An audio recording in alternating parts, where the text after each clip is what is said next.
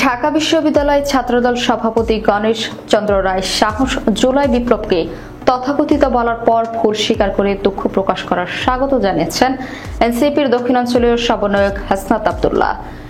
বিজ্ঞাপন সোমবার দিবাগত রাতে নিজের ভেরিফাইড ফেসবুকে একটি পোস্ট করে এই স্বাগত জানান তিনি। পাঠকদের জন্য হাসনাত আব্দুল্লাহর ফেসবুক পোস্টটি হুবহু তুলে ধরা হলো। 5 আগস্ট পরবর্তীতে রাজনৈতিক পরিসরে আমরা নীতি নৈতিকতার চর্চা দেখতে চেয়েছি। সত্যকে সত্য ও মিথ্যাকে মিথ্যা বলে নিজের ইচ্ছা বা অনিচ্ছাকৃত ভুল অকপটে স্বীকার করার পরিসর দেখতে চেয়েছি। জুলাই বিপ্লবকে তথাকথিত বলে আখ্যায়িত করার পর ঢাবি ছাত্রদল সভাপতি দুঃখ প্রকাশ করেছেন। কোনো ধরনের ব্যাখ্যা বিশ্লেষণ দিয়ে নিজের ভুলকে প্রতিষ্ঠিত করার বদলে তা বিনা দ্বিধায় স্বীকার করে নিয়েছেন। ঢাবি ছাত্রদল সভাপতির এই মন মানসিকতাকে আমরা শ্রদ্ধা করি এবং স্বাগত জানাই। আমরা আশা করি আগামীতেও বাংলাদেশের রাজনীতিতে এমন সত্যতা ও সচ্চার চর্চা বজায় থাকবে।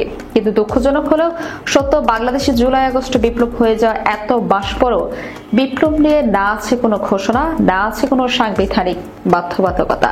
যে যখন পারে যেভাবে ইচ্ছা এই দ্বিতীয় রিপাবলিক এর উত্থানের পেছনে লক্ষ কোটি সাধারণ জনতার সংগ্রামকে অপমান করে যাচ্ছে কিংবা তাচ্ছিল্য করে যাচ্ছে।